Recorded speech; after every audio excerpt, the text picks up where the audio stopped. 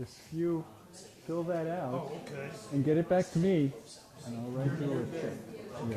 Now, basically what I have, if I have screenshots of my credit card purchases and my... Email them to me at IRAS Treasurer. Okay. Yeah, I have one other thing. I think basically it's just some screenshots of it. That's correct. That's cool. Great, thank you. Mm-hmm.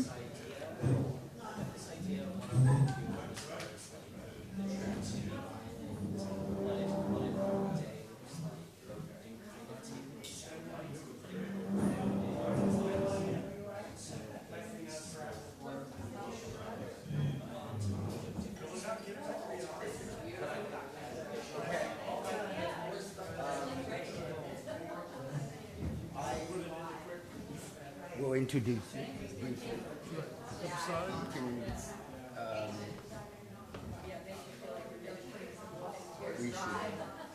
You've got all of this set up. Okay, can we bring people in from the porch?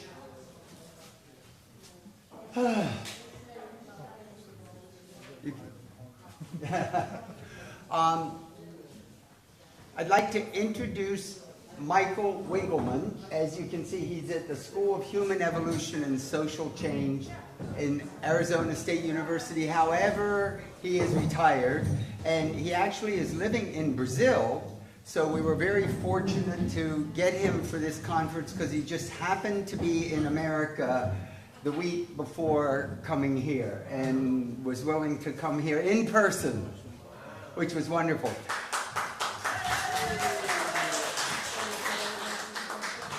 Michael is, I guess, an anthropologist who has studied shamanism. And he's going to introduce us to shamanism, entheogens. But what really got me tuned into Michael was a book, Shamanism, A Biopsychosocial Paradigm of Consciousness and Healing. And he has been looking at shamanism from a neuroscience, scientific perspective, which to me was just wonderful because psychiatry totally ignores shamanism. And I'll share something tomorrow.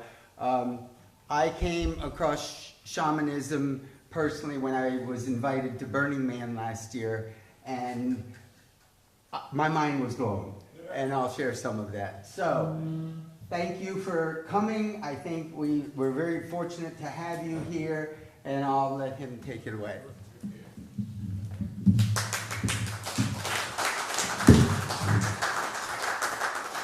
Well, thank you, Calvin. Actually, the deep motivating reason that I accepted the invitation was because Calvin had written this proposal for the conference, published in Zygon, asked me to comment on it, and the self is one of the things that I'm trying to work on now. Basically, I'm trying to work on what is the role of the self in psychedelic transformation? How do we change ourselves in some way? So it was a very interesting connection that I wanted to pursue. What I'm thinking about, I want to apologize to those speakers who I have fallen asleep on. I have type 3 diabetes, aka one of the forms of Alzheimer's, and this carbohydrate diet is literally knocking me out. So I avoided it this morning. So. And I also want to say I really appreciate this opportunity to deal with such an interesting, eclectic group of people who have experiences related to spirituality. And one of the formative short periods of influence in my life was Unitarian Universalism that my mother finally took me to when I was 18 years old, and I escaped Catholicism and became a recovering Catholic. It coincided with studying comparative religion and learning about shamanism. I have a very ambitious abstract here. It started off thinking that I had an hour and a half, and so I added in a bunch of stuff and integrated a bunch of PowerPoints. I guess they added more people to the program down to an hour. So some of these things I'm going to go through really rapidly because I started off combining a couple of PowerPoints. Okay. Okay. I'll try to slow down. All right. I know we had some manic people on video the other day. I don't want to be that way. So I may do some of my PowerPoints more MTV style. I'll just show it to you and get you to read it quick, and we'll go to the next one. Is he loud enough, or does he? No.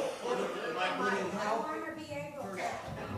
So I should hold them? Be able to get the whole without. If you can hold it, it's easy. All right, but okay. You do have to still put it up higher. All right, so I'm going to set my timer here. I don't want to make people miss lunch. I don't want to go over. But I also want to try to get through what I want to do about the shamanism, and then I'm going to transition to something new, which is about the self, or as I'm going to argue, the selves. That we don't have a self, but we have a number of different ones, and when we understand that, then the picture of the self and spirituality becomes much more complex, as it should be. So, I'm going to start off looking at shamanism as the notion of an innate psychology, an evolved psychology. I'm going to put it in evolutionary perspective and look at the dynamics of ritual as a tool of psychological, emotional, and psychopharmacological change, emphasizing the roles of dance and music, what I will call the mimetic suite. And I'll look at how this capacity for mimesis, which evolved about 1.5 million years ago, really is what set us on this divergent path from hominid ritual. But the interesting thing is that the chimpanzees do rituals that are very similar to the overall dynamics of shamanism, which gives us a deep evolutionary view of what this is all about. I'll talk a little bit about this shamanic set in the context of altered states of consciousness and in terms of innate modular structures or innate intelligences, and argue that what shamanism really did was exploit access to innate intelligences, to endogenous healing responses. And I've kind of twisted my material around a little bit so that I come out thinking about the collective unconsciousness and shamanic forms of the self and consciousness to give a transition to the second part. So my view of shamanism is very different than most people's who think about what is being done today and mislabeled as shamanism. My view comes from cross-cultural study. It was my dissertation back in 1984. Became a book called Shamans, Priests, and Witches. It was a cross-cultural study of religious practitioners with the intent of determining whether or not there was in fact a cross-cultural pattern that deserved to be called shamanism. And what I discovered was indeed there was a pattern found in foraging in simple agricultural societies cross-culturally, community nighttime rituals with altered states, spirit relations and healing. They had a diet and sexual restrictions beforehand, using the mimetic suite, extensive drumming, chanting, singing, and using altered states as a tool for both selection and training and ritual. And that these initial spirit encounters were often very traumatic. I'll say a little bit more about them later. And then the training through austerities and sleeplessness, pain, which I'll talk about as a pivotal mental state that evokes the 5-HT2A serotonergic response. It's a little out of order here. I'm going to leave the transformative experiences and the animal powers to the very end and talk a little bit in the middle about shamanism is basically evoking our body's capacities to heal itself by engaging with the innate intelligences.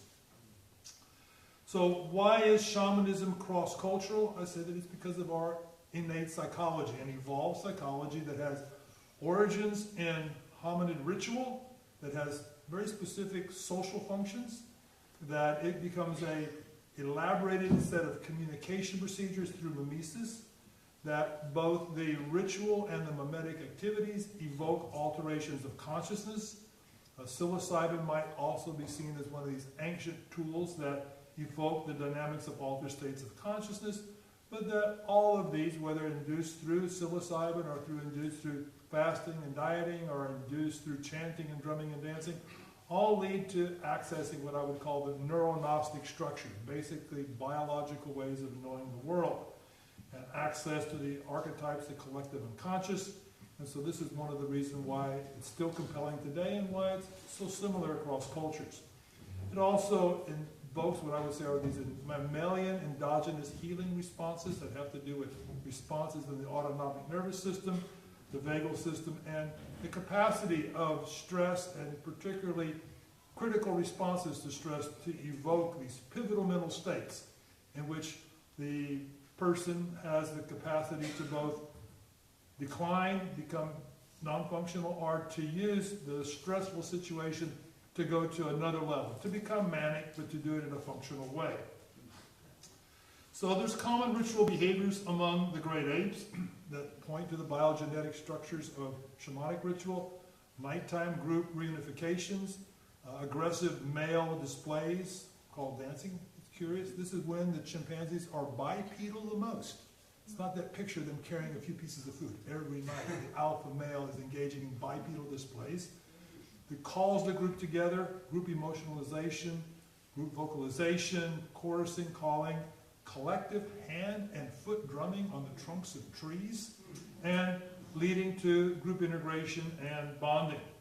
Now there's lots of positive functions. These displays call the group together, integrates the group within the hierarchy, protects the group because it gives it a very loud kind of presence that even intimidates predators.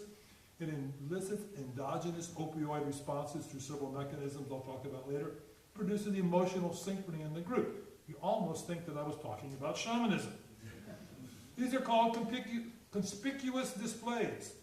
Animals engage in very conspicuous behaviors at times because it has a variety of functions. It is particularly performed by the most fit animals of the group. It's thought to be an excessive fitness mechanism. It's also a way of showing social dominance and a way of integrating the group into a dominance hierarchy without violence.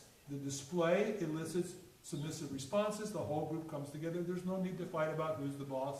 He's out there dancing in front of everybody else. Also an interspecies signaling mechanism. It shows the power of the group. And there are accounts from the 19th century of the African villagers terrorized fearfully because of the loud noise being made by the chimpanzee displays. They don't have them, the groups that large anymore. But I think all of this is the origins of what is arguably one of the most important milestones in human evolution prior to language, mimesis, which led to tool traditions on one hand, enactment, displays, nonverbal communication, in essence, a visual behavioral communication system on the other. I think we can argue that mimesis was the origin of culture. It was a way that we could communicate through behavior, through gesture, as well as music and song and dance that displayed emotions, modulated emotions. It's a metaphoric system for communication. Behavior speaks loudly at times. And it's also, in essence, a system of symbolic meaning through the visual system. One of the things that I'll emphasize is the notion that the behaviors of mimesis, particularly the dancing and the chanting and the singing and the enactment, have this capacity to communicate through stimulating the mirror neuron system, which I'll come to in a minute, and also stimulating dopamine, norepinephrine, and in particular oxytocin and the endogenous bonding opioids. So what we're getting in this capacity for a ritual is a multifaceted tool that on one level communicates and on the other level moderates our neurohormone systems to enhance social relations. So shamanism exemplifies mimesis as groups, synchronized dancing, drumming, clapping, singing, music, and in the case of the shaman, enacting the relationships with the animals, imitating the animals, bringing the animals into the group's consciousness in a way that performs a power that goes beyond the normal human capacities. He adopts the self of the animals. So one of the things that's important about mimesis, and I think is important about the dynamics of shamanic healing, is that through the mirror neurons, we become aware of the contents of others' minds. Mirror neurons have a curious property of both firing when you engage in a specific goal-oriented behavior, and also when you observe another member of your species engaging in the same intentional action. So we have this basis for the linking of behavioral observation and the visual system, what others are doing and what we think, and so it provides a shared consciousness, and perhaps even a mimetic double, an alter ego that is stimulated by the incorporation of the other into your consciousness via the operation of mimesis. It has also been argued that mimesis is the foundations for empathy. It's not what you think, it's what you see. These dramatic displays also elicit a variety of endogenous healing responses, the parasympathetic response, counteracting stress, participation in ritual, listening to drumming and chanting, makes hypnotic susceptibility more prominent, also elicits placebo responses, in part because of the dominance-submission dynamics. We don't always think of dominant submission as being good, but when your dominant is good to you, then you feel good. It's the mother-infant relationship in another guise. And it also elicits a variety of psychoneuroimmunological responses. Indeed, the variety of neurological responses elicited by dancing, drumming, and synchronous movement, group synchronous movement, has very powerful impacts upon the endorphins and other neurotransmitter systems. Indeed, there's evidence that dance can be used as therapy. It's central to shamanic practices and other kinds of ritual healing worldwide. It's thought to be a way of liberating the emotions as well as reprogramming the emotions. And part of this reprogramming comes from mirror neurons. You get somebody else dancing, expressing their mood, you automatically incorporate that and follow their behavior and follow their feelings. So we can see this as being a way of engaging one of the body intelligences, which I'll come to later, which is the mimetic capacity. So participatory experiences through dance can provoke a variety of different kinds of psychological and emotional changes, and the shaman uses this to display a powerful protecting figure, often an animal, that can be incorporated through the mimetic system into your own sense of your powers and well-being. Music is also another endogenous healing modality. Music can evoke a variety of innate biological responses, particularly emotional states, contribute to bonding. And it's interesting, studies have suggested that the vast majority of all music in the world is about love. And that is one of the innate capacities of music, which then takes us into a variety of other spiritual perspectives on the foundational relations of love and healing. One of the things that the music also does is produces emotional synchrony, emotional bonding, emotional communication, and can induce a variety of physiological responses, not only the relaxation response, maybe on my next one, but music can also induce elevated serotonin, elevated dopamine, which is our feel-good neurotransmitters and the most important neurotransmitters, and can be seen as a tool by which we transform the experience of the entire group. And then there's the emotional contagion that follows from that can be then used as a tool for transforming the patient's emotions as well. So the shamanic ritual was always this collective practice in which the entire group was together, engaging in the singing, the chanting, not necessarily the dancing, but basically using the energies that the shaman brought to create a group energy to literally transfer it to the patient. Now, one of the interesting aspects about shamanism is this idea that the shaman goes through a stressful period. And I've come to recently understand the importance of this and the concept of pivotal mental states. And Carhart Harris is one of the leading figures in psychedelic research, and Brower, who was still just a graduate student then, together came up with this idea that one of the things that's happening both in psychedelic healing as well as in shamanic healing is that we enter into these chronically stressful situations that are then exacerbated by an acute stressful situation, and that this leads to a 5-HT2A serotonin system response. There's a difference between the 5-HT1A and 2A. 1A, it helps you put up with bad stuff. You just, okay, but you can deal with it. 2A is like, okay, we need to change something here. We need to transform the situation, transform our perspectives, transform our responses. And indeed, that's exactly what's happening in the psychedelics. People change their perspectives. It turns out that the activators of the 5-HT2A system are not just acute stress compounding chronic stress, but also social isolation, fasting, sleep deprivation, acute pain, and that these are basically conditions that evoke the 5-HT2A response. Now it turns out that this is what shamans typically did in training and preparation for ritual. Social isolation, fasting, sexual abstinence, sleep deprivation, and even at times the acute pain typified in, for instance, the sun dance, where you literally torture yourself into an endorphin-loaded state. But what we would recognize now is also a serotonin-enhanced state as well. So the new adaptations provoked by the 5-HT2A response opens up this multi-level path that makes people more creative, more able to change how they are, more able to see how to change situations. In their article and a subsequent one that I wrote with Brower, we look at all these different forms of evidence that when we get an elevated 5-HT2A, we're just open to changing how we are and and how we relate to the world, and how we can find a better balance between the situation we're in and the ideal states we'd like to be in. One of the interesting things about this elevated 5-HT2A response is that it enhances the capacity for rapid associative learning and even relearning, reversal learning. That's normally one of the difficult challenges we have. So it turns out that this was probably just an evolved consequence of what happened to people in their worst nightmares in hunter-gatherer societies. You're lost, you're alone, you don't know where your group went to, you're going to be by yourself for several nights, worrying about predators, literally starving to death, physically traumatized, and what happens? Here comes 5-HT2A. Chimps have it, but our 5-HT2A system is far more developed than the chimp systems.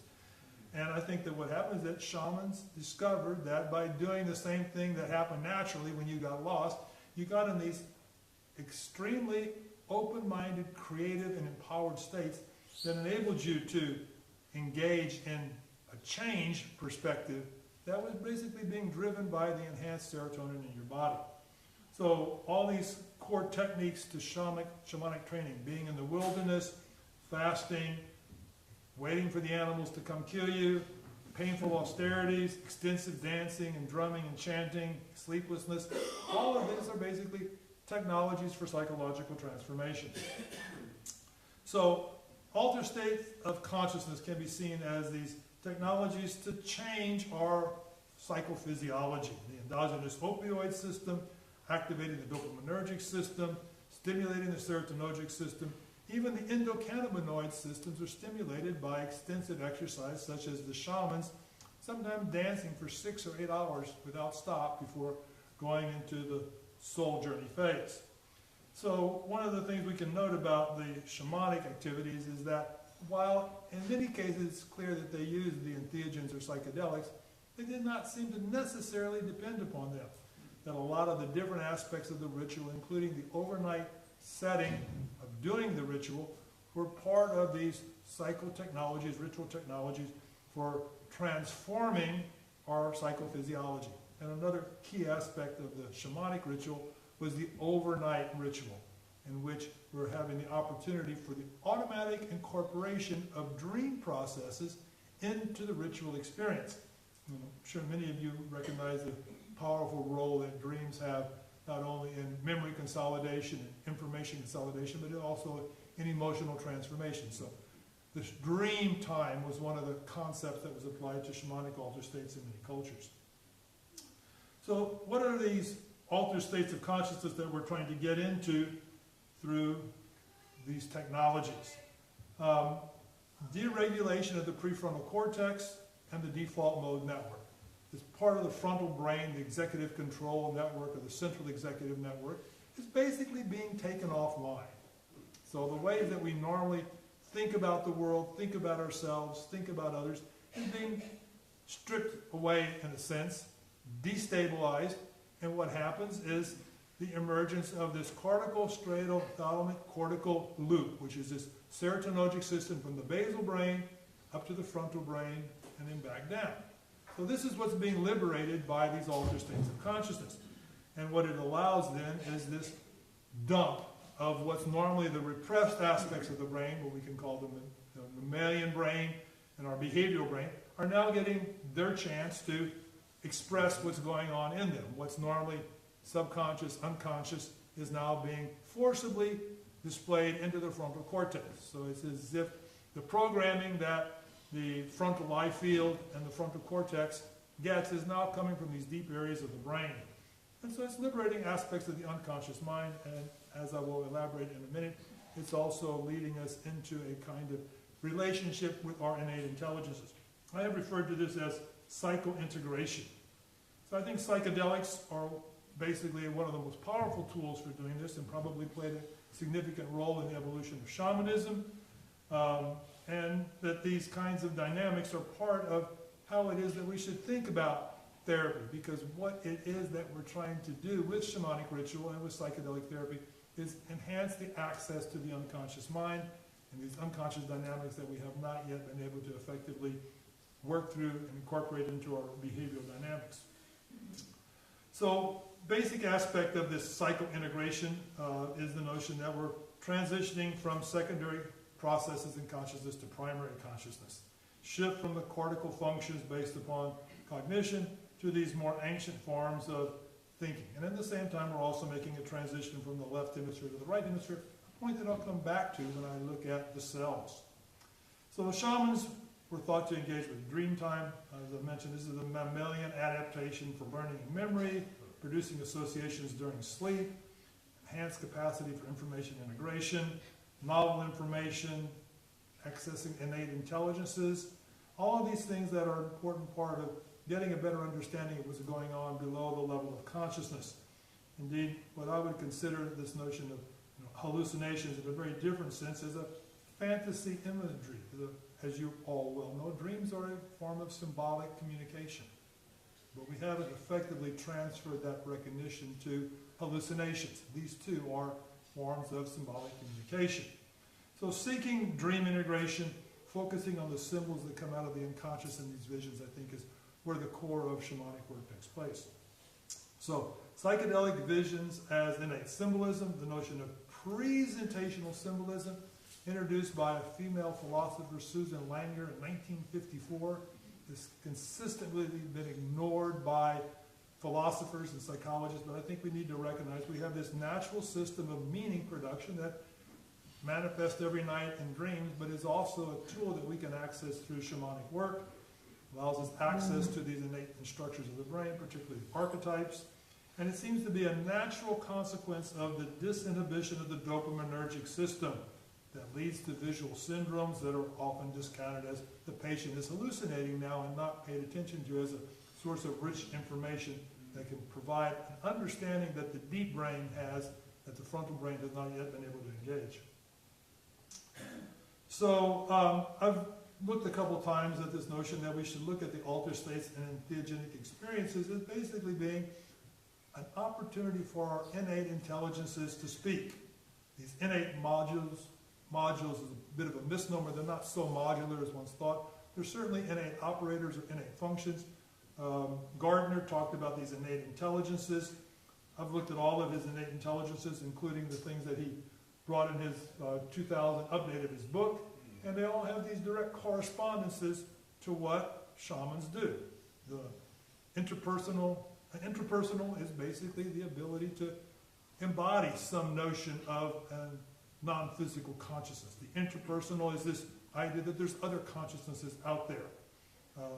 The spatial intelligence represents what's happening in the out-of-body experiences, where we have a non-corporeal sense of being that nonetheless maintains our intelligence. And this naturalist animal classification system, which I think is why shamans use animal identities. We have an innate intelligence to understand the properties of animals, part of our evolutionary history. So spirits as an adaptation for social life, the ability to infer what other people are thinking is one of the fundamentals of being able to function, participate in human society. The idea that somehow we could read the spirit's intentions is no different than you being able to figure out what your mother wants you to do before you get punished. So we should think of the spirits as a natural psychology, as structures of the conscious, of the unconsciousness, biological complexes, and ultimately leads us to a notion that the very concept of animism is a kind of projection of the innate structures of our unconscious. People say, why would people believe in spirits when there aren't any? Well, because our brain tells us that that is in fact what exists. Whether or not that's empirical reality, it is a social reality. We have disembodied consciousnesses of others that we incorporate into our own being and use as a model for our own way of development. So I've, in some of my publications, talked about these as proto-mentation and emotio-mentation, borrowing from the neuropsychologist Paul MacLean. But the idea is that we don't have a brain. We have at least 3 brains. These are evolutionary nested. And all the capacities that we find in the animal world are still embedded within our unconscious and function. We just normally don't get access to them. So what shamanism provides is a tool to reconnect with those ancient forms of knowing that get covered over by socialization and development. So shamanic crisis is one of the key aspects of what is thought to lead to selection for shamanism. Eric Brower and Charles Rayson and I collaborated on this paper on shamanism, psychopathology, and psychotherapy, in which we go back and revisit this notion of pivotal mental states and talk about how it is that the same dynamic that leads down to the shamanic crisis can also be seen as an opportunity for engaging in these pivotal opportunities to arrest the decline, to arrest this continued deterioration of our mental states, and instead engage in new possibility in which we become empowered through ritual, through singing, through drumming, and in the case of shamanism, through animals. Now, one of the features of shamanic practice found worldwide is a phenomenon that also has a much wider distribution, the death and rebirth experience. It's been widely analyzed in mystical literature as a force for personal transformation. In the case of the shaman's initiatory crisis, there's basically this breakdown of identity and social functionality that leads to a period of social withdrawal that in the case of the shamanic practice is dealt with by sending the person out into the wilderness on their own to engage in fasting, sleeplessness, and austerities, which provokes the 5-HT2A serotonergic response. But along the way, they go through a death experience, which in the case of shamanism is typically viewed as being attacked by wild animals and killed and devoured, and then the animals put you back together. You reflect upon our deepest fears as primordial humans. Being alone in the wilderness and getting chased down by a predator and eaten alive is probably your worst fear. So we encounter this worst fear emerging out of the unconscious, and in the case of the shaman, this is experienced in a visual symbolic form, dismemberment, symbolic self being destroyed, taken apart, and then a reorganization, a reincorporation of the pieces of the self with the animals put back into the person as now someone who is empowered through the addition of the animals. So in the same sense that we incorporate the image of our parents as part of our own psychological formation, we can incorporate the symbols of the animals as part of our own empowerment. We know innately what those animals can do, and it provides us with a sense of greater capacity than we had before. So the human identity as animals is well reflected in the archaeological record going back tens of thousands of years. Animals are well recognized as archetypal metaphors. They're understood in similar ways cross-culturally, not identical. In some cultures, being a pig is good. You want a nice big fat wife, but most cultures we have a different one. See, it doesn't work everywhere, but we all understand that pigs like to be fat, right? So we're able to get some inherent meanings that go beyond cultural metaphors to be innate metaphors. And so one of the other things that the shaman does as part of this transformation is this extrapersonal cognition, the soul journey, the soul flight, homologous with out-of-body experiences, astral projection, etc., in which we're able to take this visionary visual capacity and use it as a way of extending our own self-reference, of extending our own sense of who we are, and being able to, in essence, put our consciousness elsewhere. And we're very good at doing this as human beings. I imagine that if I say, imagine where you grew up as a child. Stand in front of the front door of your house. What's to your left? Bingo, the garage, right? Our consciousness can project there. So apparently this was an evolved capacity. It's called mental time travel. We have it available to go to the past as well as to go to the future. Turns out that spontaneously, 90% of the time, where are we going? To the future. The default mode never is enacted, we're going back to the past, but if we're trying to figure things out, we project ourselves into the future to see how things are going to work out. So this, in essence, provides a basis for a disembodied identity, a sense of the self, which I would call the mimetic self, this behavioral self. It's probably the same self that's getting engaged in dreams. Why? Because the dreams tend to be nonverbal. But it provides these innate processes for engaging with some have called the proto-mind, the proto-self, and it takes what some have called the ability to take the perspective of others towards the self. And so we now get this doubling of consciousness through engaging in the out-of-body experience, the after projection, and leads us into this understanding of how we can extend the capacities of the social self into other worlds, as well as how to apply the theory of mind, the ability to infer what others are thinking, to use that to infer how we might think if we were in places other than we are now. So basically an expansion of consciousness beyond the physical body. So I think that a lot of shamanic visions can be understood in terms of depth psychology. Every time I do this, someone says, well, how come you didn't cite Jung? Well, I read Jung 50 years ago. I don't remember what he had to say. I think I incorporated it well and sort of view these as being aspects of exploiting some of our ancient evolutionary adaptations for affective cognition, for rudimentary social consciousness, and engaging the emotional dynamics of social and personal meaning in a way that reflect the capacities of our ancient brain, which are not so easily accessible to us anymore. You look at how the brain operates in terms of our conscious awareness, most of it is very frontal. So this is where I'm going to eventually go to in terms of understanding the implications of shamanism and psychedelics for the self. So, let's see what I'm doing here on time. 12:07. Okay, I should. So I think I'll just skip this one and say, to summarize this first part, rituals as technologies of healing. The chanting, the drumming, the dancing, the social bonding techniques, these are all what ritual give us. And what they do is elicit a variety of endogenous healing responses. Ritual provides this group protective context, which deals with the general adaptation syndrome and the stress responses. Group membership elicits the endogenous opioid system.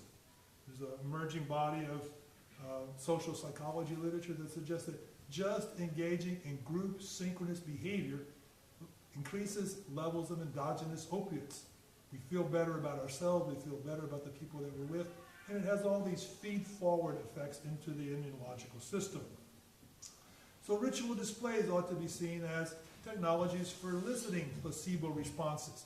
We know from the medical literature, one of the most powerful tools for eliciting the placebo effect in medical encounters is a powerful figure who exudes confidence and has a lot of little accoutrements that shows that he or she is a qualified practitioner. So seeing a powerful figure makes us feel better. This is all kinds of internal ways of improving our own health.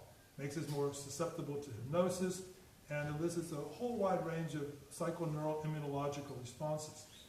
So dreams ought to be seen as the natural context for eliciting these kinds of responses because of their access to the unconscious.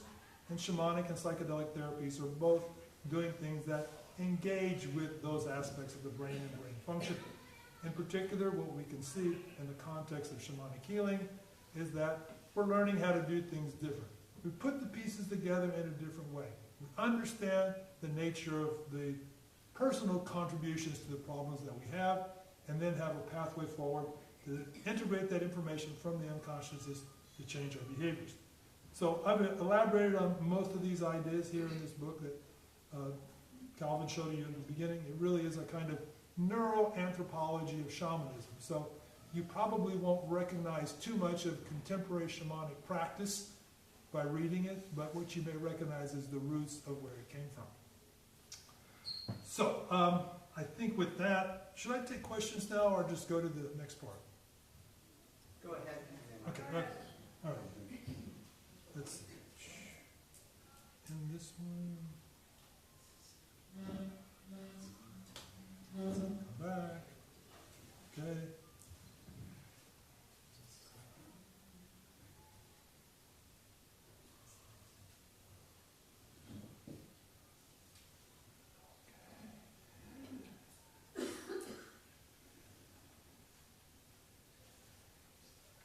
I'm not seeing the presenter. Oh, here we go.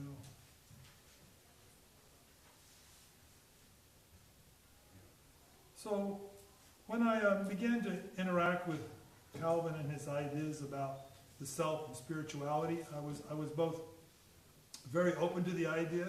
I mean, I think I told Calvin at the time, I've got a folder with 50 articles about the self I need to read. Turns out there was 170, okay? At least there was when I started downloading them before this trip. So I've been really interested in trying to figure out, just what is the self? I've used this term for years, and without a lot of reflection on just what it means, and in particular, given my orientations, just what it may involve in terms of brain system. And what I already recognized before I started reading these articles is that there's a diversity of concepts regarding just what is the self. In Denver, I was having a discussion with a psychiatrist. He goes, no, you got it all wrong. The self involves everything. Involves everything, I think it's too much, okay? And so if you look at the literature out there, most people who give serious consideration to what is the self will start off, there are 3 forms of the self, or there's 5 forms of the self, or there's 7 forms of the self, and they're talking about relatively autonomous, independent, and distinct forms of functioning. Some people will say, well, there's a hierarchy of selves, and of course that's a Piagetian notion, but of course, if you look at it from a Piagetian point of view, we leave behind some forms of the self to develop new forms of the self. And you probably think it's gone until you go to a high or college reunion 30 years later and your wife or husband says, why are you acting like that? Okay, I guess somebody else came out today, It's still there, but it's not what is normally entrained in what we do. So different selves do not necessarily communicate with each other, and we may, in essence, have what I think is probably most well recognized in the dissociative identity disorders and multiple personality disorders. We are all multiples, okay? We all have dissociated identities, and these will come out under different circumstances. So to me, to think of a encompassing entity that has all of these different things, including my 4-year-old brat inside of me, doesn't really fit well with the common sense notion of what the self is. Yet in spite of these diversity of notions regarding what is the self, what we see across cultures and across disciplines and across theorists is repetitive patterns about what are the different types of selves. The idea of a core self, of an embodied self, of an autobiographical self, of a higher self. These are repetitive notions. And so my initial inclination was that these are not arbitrary concepts. They must have some kind of biological foundations. So while I have not come to any definitive conclusions ready for publication, I appreciate Calvin's invitation here to force me to jump ahead to think about some of these ideas, and I'm going to give you some ideas that I've come to here recently. One of the things that really sort of locked me into this biological notion was an article I was asked to review by Wu, Wang, Ken, and Wu. Interesting, in Chinese, Wu means ritualist or shaman, but anyway. I later sent them an email and they didn't respond, so I don't know if they liked it or not. Individual differences in bodily self-consciousness and its neural basis, relying on a previous article by some of them, as well as Northrop, some of you may recognize his name, famous neuroscientist, linking bodily, environmental, and mental states in the self, a 3-level model based on a meta-analysis. Both of these studies rely upon meta-analysis, I think, of 70 or 80 studies that did 2 things. One is that they had specific psychometric instruments or even physiological evaluations of aspects that these researchers thought were related to forms of the self, and they did fMRI studies. So on one hand, you got a bunch of stuff about, physiological responses, autobiographical memories, body sensations, relationship to the environment. On the other hand, you got all this data about what parts of the brain are being activated. So I'm going, yes, this is going to give us an understanding of some of the biological aspects. I'm going to be a little more detailed in some parts, and other parts I'm going to gloss over a bit.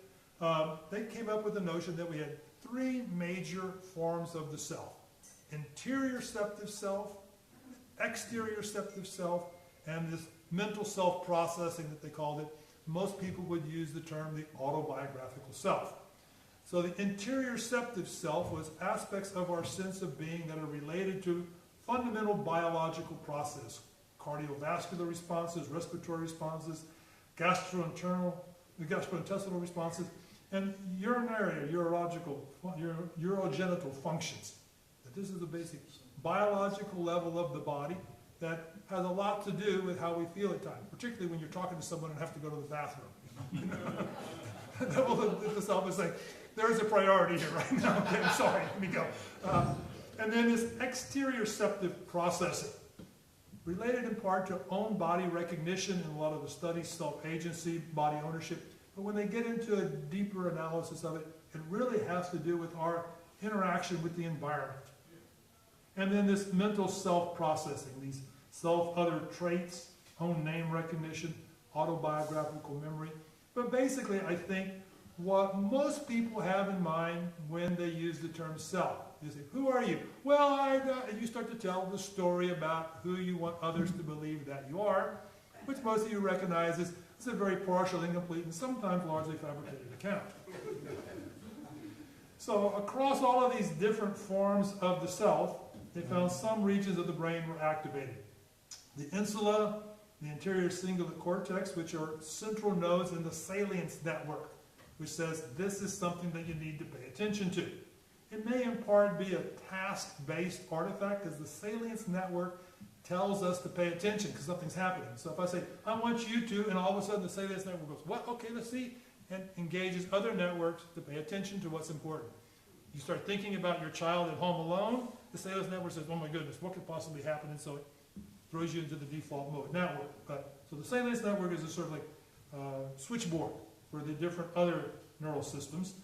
And it is particularly noted for either linking into the dorsal attention network, which is tied into the executive control network, which is sort of a task-oriented network. I got to get something done. Or if you don't have to get anything done, that you slip into the internal and you start thinking about your autobiography issues, your life, what's going on, etc. The motor cortex, premotor cortex, and the intraparietal sulcus. Intraparietal sulcus is an interesting pathway that deals with a lot of incorporation of non-bodily information into the body, and it also has some relationships to attributes of the self, and I believe according to some studies it actually is a part of the connection between the visual brain and the language brain. So now we're getting these mechanisms to integrate different levels of information processing. And then the default mode network regions, prefrontal cortex, anterior cingulate cortex, posterior cingulate cortex, all which have different roles in comprehending emotions and others. So every level of the self is engaged with the default mode network in this model. This would be an important caveat, because I think that one of the other important issues is that a lot of aspects of spiritual experience come when you take the default mode network offline. So we're only getting a partial picture here, but I think it'll give us some interesting information. Let me just check here how I'm doing on time. Okay. 10 minutes. 10 minutes, okay. Interoceptive processing, signals of the body, the unconscious, is basically based on right hemisphere processing areas. The thalamus may be the most important, bringing up information from the subcortical regions into the frontal regions, but a variety of other areas on the right hemisphere seem to be predominant. Exterior self-processing, internal body states in relationship to the environment. We start to get the social dimension brought in. It's our physical self, and once again, predominantly right hemisphere areas, but one of the interesting things that stood out for me is how many gyri are involved. And gyri are basically areas of the brain between different lobes of the brain that serve as areas for interaction between different functional systems of the brain in terms of anatomy. But this is basically a physical self. And then the mental self-processing, the autobiography, personal information, social affective information, and information related to others, but also bringing in these kinds of dynamics related to how it is that we have come to learn to think about who we are. Almost all of these are left hemispheres. So if we look at it in terms of the brain, they all engage the default mode network, they all engage the salience network. The interoceptive, also the visual spatial system and the sensory motor network. The exteroceptive is more related to the executive control network and the limbic brain. And then the mental self-processing network, or autobiographical, interestingly also connects into the visual system, but it's more oriented to the executive control network, the frontal parts of the brain. Interesting thing here that I just want to re-emphasize is they made one other comparison between what were the aspects of self-related brain networks that were elicited by task, and what were the brain networks that were elicited by looking at familiar material. What's left is all these different gyri. The gyri, once again, are areas of enhanced connectivity between regions of the brain. This leads us down the path to thinking about self as being related to the capacity to integrate information across different areas of the brain. Now, in a few minutes, I'm going to totally contradict this, and I'm going to contradict some of the things that Calvin has said, and I just want to point out the reminder that contradiction means that something is wrong in mathematics, and it means something is wrong in philosophy. But in reality, reality is contradictory. You know, entropy and life are contradictory, but they happen together. So if we look at these three interoceptive, exteroceptive, and mental, relates directly to what Damasio pointed out about his theories of the self based upon pathology, certain forms of the self that emerge in different kinds of pathologies. So I think we're on the path to thinking about some of the high-level aspects of the self. And there's another thing here, study, Finkelhertz, I'll give you the reference to it later. They were doing fMRI studies of meditators and noticed anomalous patterns in some of the episodes. And since the meditators were giving, after the fact, accounts of what happened, they were able to get accounts of what happened during these anomalous experiences that didn't conform with the overall patterns of meditation. And what they were considering these anomalous events to be were natural manifestations of the brain. So distinct forms of experiential selfhood, as they called it, and they exhibit key features of mystical experiences in some cases. They found what they called the reflective agency, they called it the I, the first person agency or witness observer, which they called the self, which I think made things a little confusing since all of these are supposed to be selves. And then embodiment, the representational emotional agency. The me was the most frequent intrusion in these meditative states. So the reflective agency, thinking about the self, once again a left hemisphere kind of phenomena, corresponds very directly to the characteristics that Wu and Penn and the others pointed out for this mental self. So basically, autobiographical memories, episodic memories, the storytelling we have about who we are. The self, or the witnessing observer, I don't know if meditators would agree that that is in fact what was happening, but they saw this as being very similar to what meditators identified as being the knowing self, the knowing itself.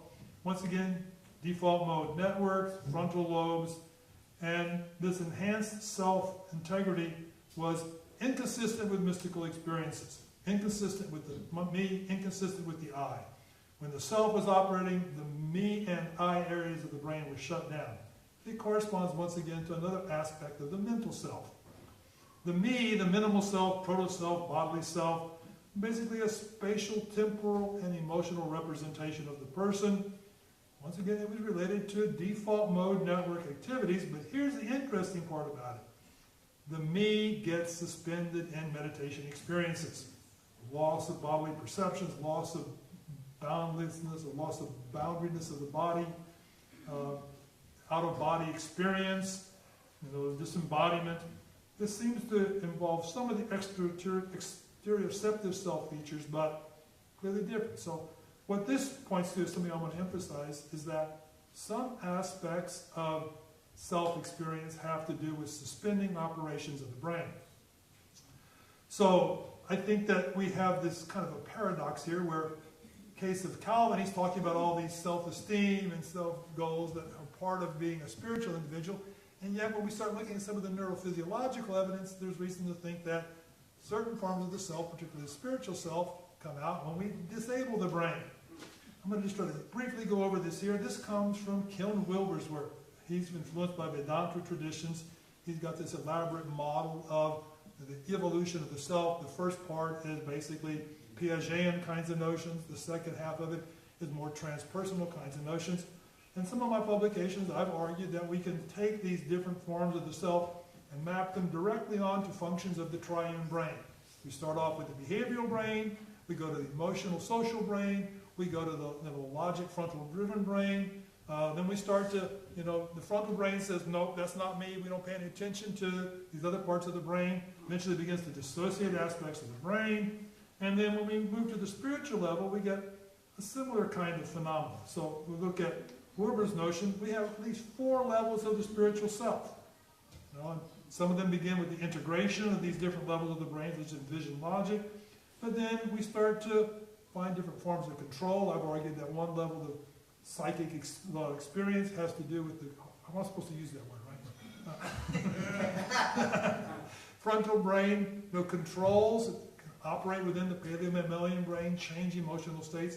The subtle aspects I think are particularly interesting. I think that this is giving free rein to the emotional brain. We get joy and bliss and happiness because our basic emotional brain is saying, it's all great, let it roll. And then finally the causal level, some people would talk about it as void, I think, makes a very clear argument for we have suspended all brain operations. And this may be one sense of the ultimate levels of the spiritual self. So to wrap up briefly here about the psychedelic brain networks, 3 minutes, okay. What we see happening in the brain under psychedelics, which are arguably the most powerful tools for inducing mystical experiences that we have ever known. Roland Griffith's study at Johns Hopkins found that 60 to 70% of all the people who went through his protocol had spiritual experiences during the LSD treatment, and only one subject ever had a spiritual experience when they were in the control group. Okay? So they're doing much better than any mystical tradition I know of in terms of producing mystical experiences on demand. So why? What's happening in the brain? General loss of connectivity within each of the specific regions of the brain, and increases in connectivity across regions of the brain. Major theories of psychedelic effects, Rebus, I don't think it's right, but you'll hear from Robin this afternoon. He says it's loss of connectivity in the default mode network leads to ego dissolution, which Robin has not paid attention to yet, is where is the connectivity happening? So I have another presentation in the future. I'll tell you what's happening with the default mode network. It's not disappearing. It's got a novel connectivity with the visual regions, with the language processing regions, with other regions of the brain that it doesn't normally connect to. But the overall notion is psychedelic change comes from the loss of normal functional connectivity, particularly of our autobiographical accounts about who we are, how we got there, and what we want others to believe about. So when we look at the effects of psychedelics on the self, it's a complicated picture because the effects are phasing. What you experience in 30 minutes versus 2 hours versus 6 hours versus the next morning can be very different. Self-awareness generally increases in some ways, although we can also lose awareness and become other. Body sensations often come to the forefront. We experience our bodies in ways we don't normally. But we can also lose completely body awareness and body ownership, the out-of-body experience and mystical experiences, ego dissolution, etc.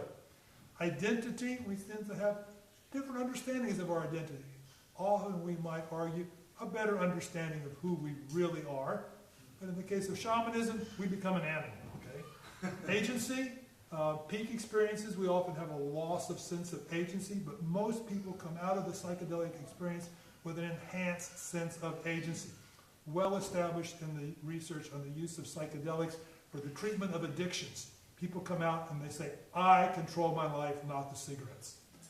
Emotional regulation, periods in the peak phase, loss of emotional control, I'm dying, I'm freaking out. The next day, you're beaming, you got it together, you know that you're going to be a different person going forward. And why we find that autobiographical memory centers like the default mode network are taken offline. One of the renowned effects of psychedelics is that you find the lost memories that are the source of your trauma. So much more complicated picture than just saying things are taken offline. But in the end, back to psychointegration. Can you figure out which is the picture of the brain on psilocybin? It's all connected. Connected in ways it's not normally connected. Connected in ways that are inconsistent with the innate programs of the brain. So I think one of the transformative potentials that come out of psychedelics, and I presume you get a similar picture out of the shamanic altered states of consciousness, is that the brain is being put together in ways that it doesn't normally connect. And this may be the core of why we end up having a sense of a higher self, because it puts together the pieces, at least in a connectivity relationship, that normally don't get the opportunity to interact with each other. And I think that was Pavlov's bell for lunch. I'll stop. Thank you.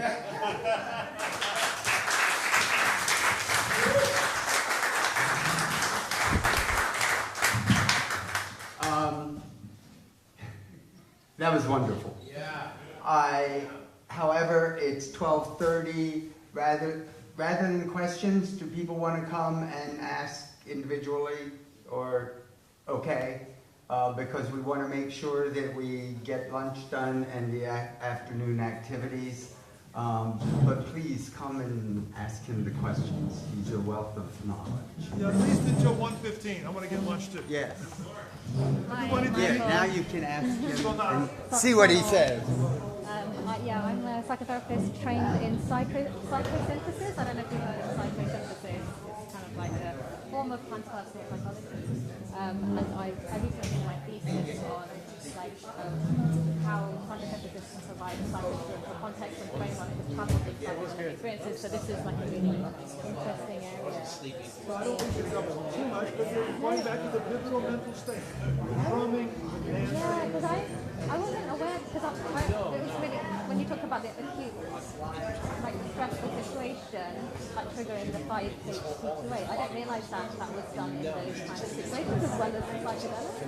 Well, I mean, the psychedelics led to the realization, but I don't think it's incorporated in psychedelic therapy. I'm not sure that you would get into a human substance. Yeah, I was just You can do it in retreats, you can do it with fasting, you can do it with long periods of drumming and dancing. All of these could be incorporated.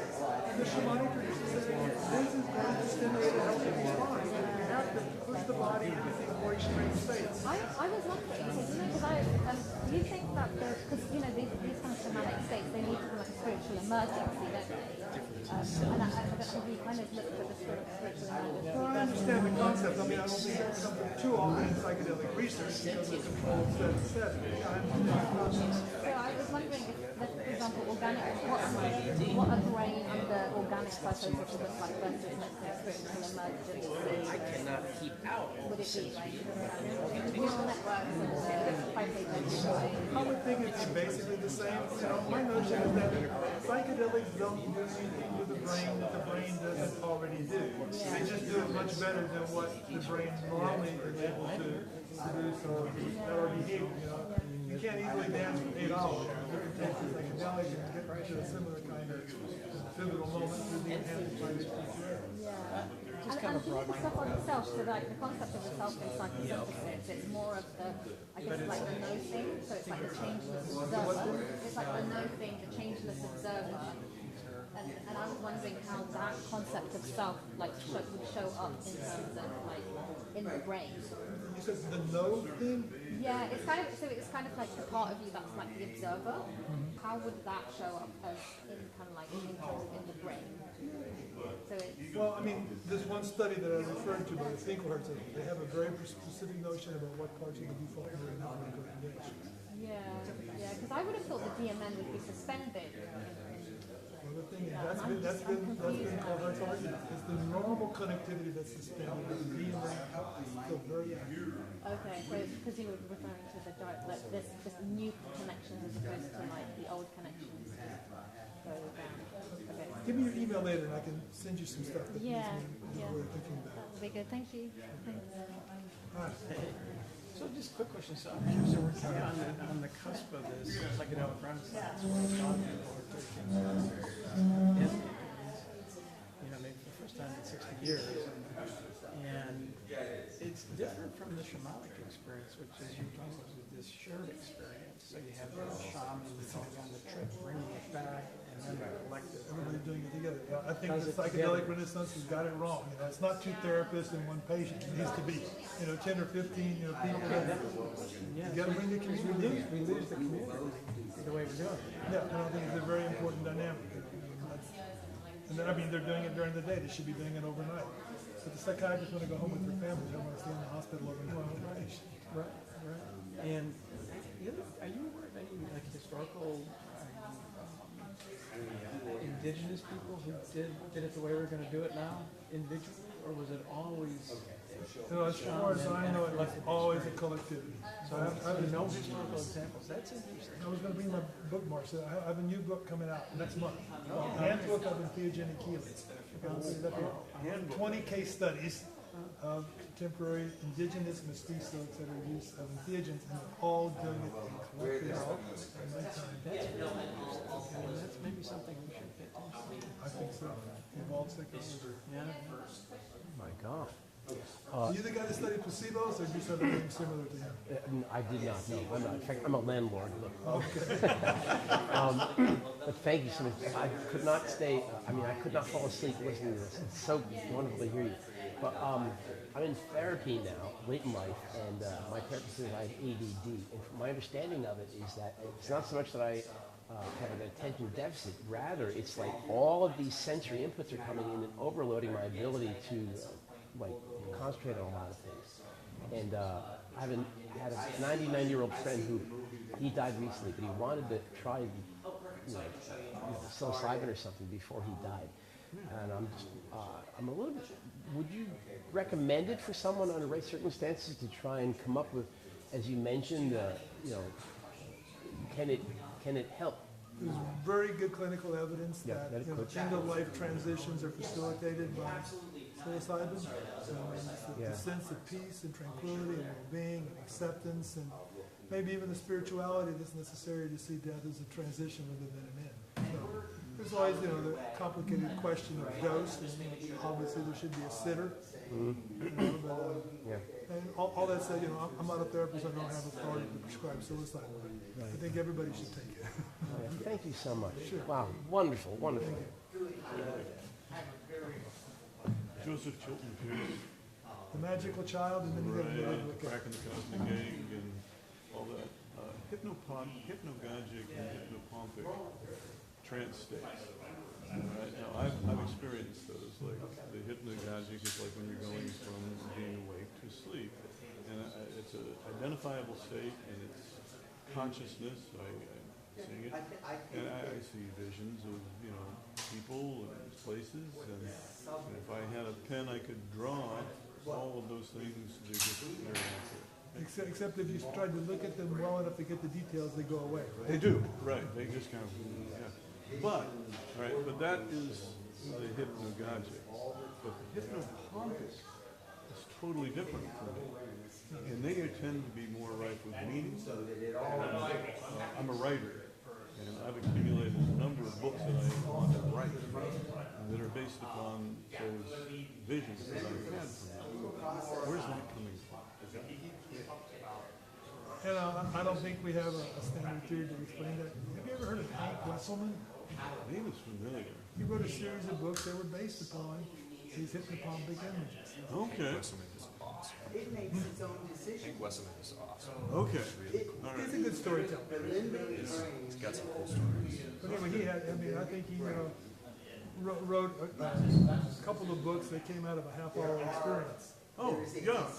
But I've got a folder that's this thick and just filled with these books that I'm reading. And I've written a couple, but it's, the hypnopompic state it's just magical. I don't have much experience with that. Right. And I want to show you, I love when you said multiple cells, because I have my own model that I put together. I call it the quadratic cell. But I'll show you. Sure. Yeah, sometime. You're still around, right? I'm here till Sunday. Sounds good. Thank you, Mike. Thank you. Appreciate it. Yeah. And I'll get the name from you after. Okay. Yeah. Sounds good. Hey, enjoyed your talk. Thanks. Curious if you know much about wolves and how wolves have influenced human. The animal? Yeah. Well, obviously it gave us the dog, right? That may be the biggest influence. We probably, got eaten, more by wolves than anything else except maybe, jaguars. So there's got to be a really deep aspect of human consciousness that's affected by the symbol of the wolf. But I can't say I've ever consciously looked at it to understand its meaning. Normally I look at the animal meaning. What are they important about? And shamanically, like, I'm sure it's got a meaning. I've got a couple of books written by Ted Andrews about animal powers, and I can't ever consciously remember what I've ever looked about the wolf. But I can make some inferences. They're very group-oriented, highly organized. I suspect that they've influenced our behavior in ways that is pretty profound. Yeah, being able to climb back up the trees, maybe. Yeah, or just, I don't know. I think that they may have domesticated us rather than the other way around. They certainly made us have to be very aware of where we went, particularly at nighttime. Yeah, but they also had already established interspecies relationships, which are really rare among animals with ravens, and so having that could have influenced them to see humans as a potential ally that they could have bonded with in order to become dom predator team. But anyway, the other question I had was, you were talking about psychedelics in very general terms, but are there different, I assume that like, there's not just psychedelics do this, right? Because I'm curious to know like how different psychedelics affected different groups of people based on their environments. Like how, I don't know, consuming amanitas, for instance, is a very different way of opening than psilocybin mushrooms in general. Well, at first I would say that, most of what we know, clinically and from laboratory research about psychedelics come from the 5-HT2A psychedelics, which is psilocybin, LSD, DMT. On the other hand, I think that there's some global dynamics in how the brain changes that are common across different classes of psychedelics, including things like salvia, divinorum, and even including amanita. I would suggest that the overall part is that shift to parasympathetic dominance. I think even amanita may ultimately have some dopaminergic pathways. So I think there's some global similarities in shifting into what I would call this integrative mode of consciousness, which is very internally and visually oriented. But all of them are highly dependent too on set and set. There's some evidence that the Viking berserker warriors took amanita before they went to battle. So what you do after you take the psychedelic can make a big difference in how the psychedelic affects you. It's based on automatic learning paradigms. Cool. Thanks for your talk. Sure.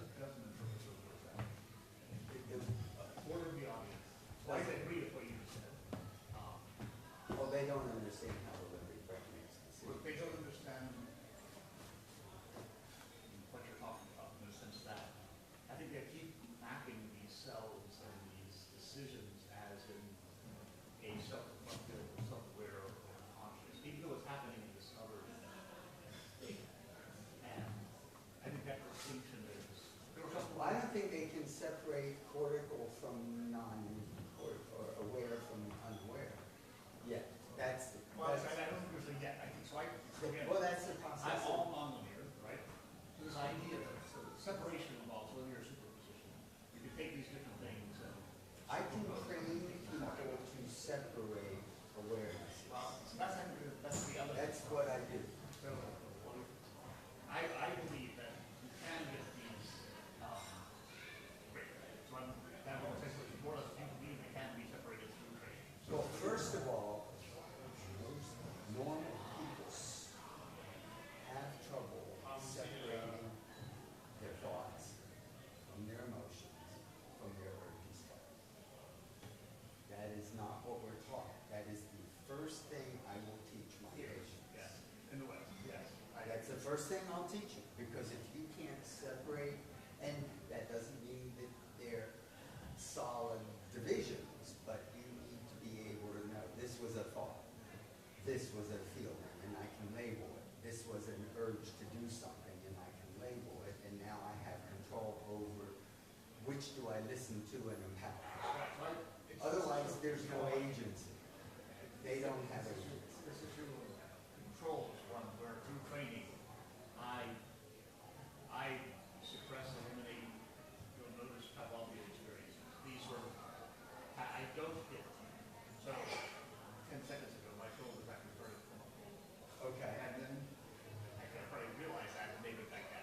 So in many, again, there are too often traumatic or martial experiences, you just let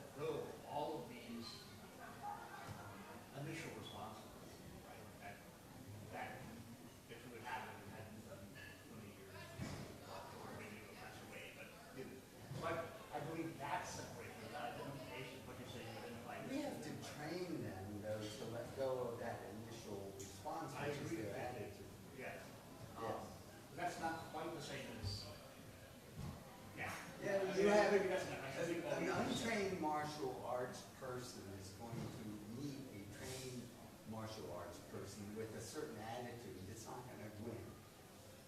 Because attitude is his whole being and direction to that person. You think the martial art?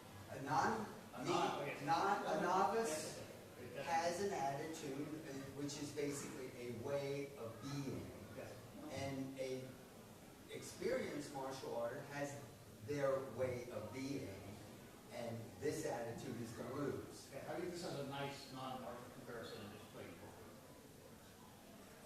Okay. If you have a balanced, considered poker player watching a more naive poker player, take Mark Quinn do a really nice story. Can you Because he's not getting all these different sorts of reactions. Right. And the training person can actually see it. I mean, my sense is that as we're letting go of our attitudes, we're enhancing our connections to our mirror neurons, so our empathy, we can read people better. I can feel what they're feeling, and a year ago I couldn't. No, I think what I That's what you're doing in martial arts. You're sensing that being. as well as having simplified your own. Right. Well, you've clarified your own so that you can fully get that being as powerfully as possible. And if you're getting them less than they're getting you, you're going to lose. I'm very pleased. I think we're actually very close empirically.